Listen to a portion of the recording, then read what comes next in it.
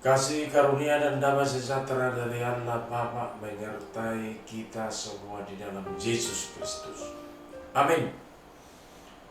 Saudara-saudara yang dikasihi Tuhan, renungan harian hari Jumat 13 Mei tertulis dari firman Tuhan Wahyu 11 ayat 15. Lalu malaikat yang ketujuh meniup sangkakalanya, dan terdengarlah suara-suara nyaring di dalam surga.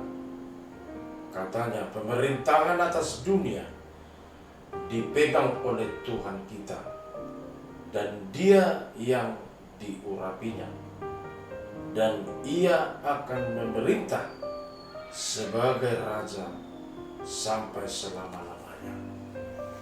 Saudara yang dikasihi Tuhan, nats ini adalah pengungkapan rahasia kehidupan orang percaya kepada Tuhan.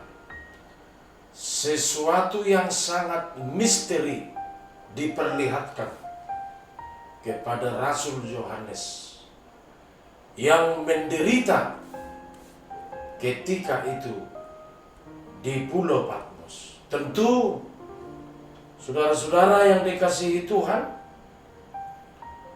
rahasia hidup orang percaya sangat signifikan mempengaruhi cara kita hidup di dunia ini. Ketika sesuatu hal mengganggu atau seperti Yohanes menderita, dan orang-orang percaya ketika itu, ketika diperlihatkan masa depan orang percaya, diperlihatkan kerajaan sorga yang memerintah di dalamnya Anak Allah, yaitu Yesus Kristus, maka sesuatu yang mengganggu itu hampir tidak punya arti dibandingkan kemuliaan besok yang akan diperlihatkan kepada kita orang-orang percaya. Maka Yohanes di sini berbicara tentang teokrasi yang diperlihatkan pemerintahan Kristus, bukan seperti pemerintahan dunia ini yang dibatasi oleh waktu, dibatasi pengetahuan, dan dibatasi oleh sesuatu yang mengikat dalam dirinya masing-masing. Kalau pemerintahan daripada Kristus Yesus Tuhan itu dikatakan di sini memerintah sebagai Raja sampai selama-lamanya. Tentu tidak ada lagi yang kita khawatirkan. Kalau Yesus Kristus memerintah selama-lamanya, tidak dibatasi oleh apapun yang ada di dunia ini, maka pemerintahan teokrasi daripada Yesus Kristus tentu memberi sesuatu yang penting dalam hidup kita. Terutama tidak ada yang kita takuti, karena pemimpin kita Kristus sebagai Raja selama-lamanya akan memperhatikan perjalanan hidup orang percaya. Pemerintahan atas dunia dipegang oleh Tuhan kita, katanya di sini. Pemerintahan yang dipegang oleh Anak Allah Yesus Kristus tentu bukan asal dipegang. Allah Bapanya di sorga mengurapinya sehingga tidak diragukan. Saudara-saudara yang dikasihi Tuhan, tidak ditakutkan karena teokrasi berdasarkan kasih daripada Tuhan. Maka Tuhan sebagai Raja yang diurapi Allah memimpin dunia ini dengan kasihnya. Bahkan Dia mengorbankan totalitas kehidupannya untuk sesuatu yang penting dalam hidup orang percaya.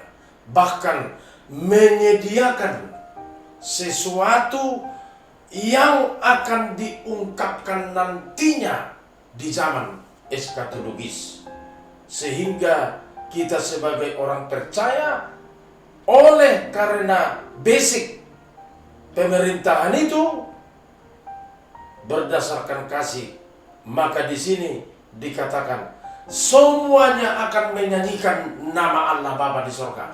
Semuanya akan bersuka cita memuliakan Tuhan. Dikatakan di sini malaikat yang ketujuh meniup sangkakalanya.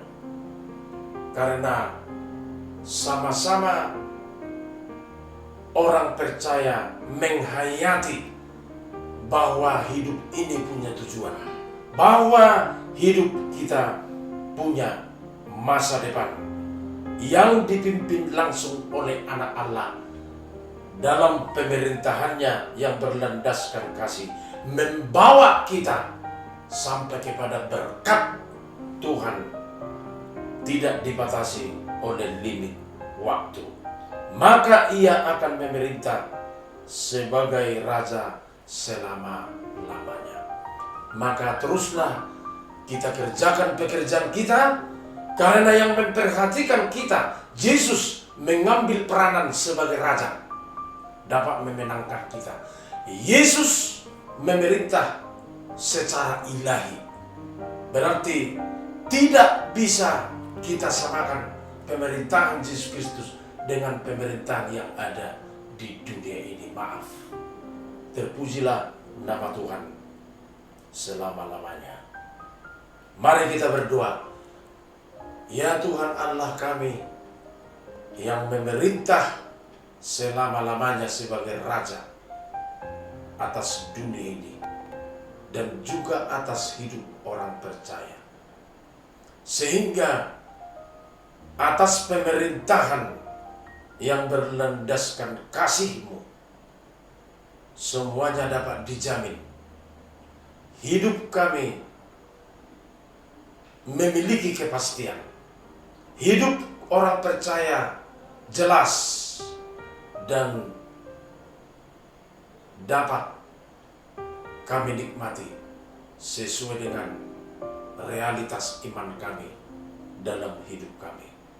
Terpujilah nama-Mu Allah Bapa di surga, melalui pengungkapan rahasia hidup orang percaya ke depan. Maka apa yang kami alami, bahkan menderita sekalipun kami menjalani hidup ini, tidak ada yang kami khawatirkan. Penderitaan yang kami hadapi tidak sebanding dengan apa yang akan diungkapkan dalam kedatangan Yesus Kristus kedua kalinya ke dunia ini. Terima kasih, berkati renungan ini menjadi petunjuk praktis dalam melakukan pekerjaan kami hari ini. Ampuni dosa-dosa kami, hanya di dalam nama Yesus Kristus kami berdoa. Anugerah Tuhan Yesus Kristus, kasih setia Allah Bapa di sorga, dan persekutuan Roh Kudus menyertai kamu semuanya. Amin.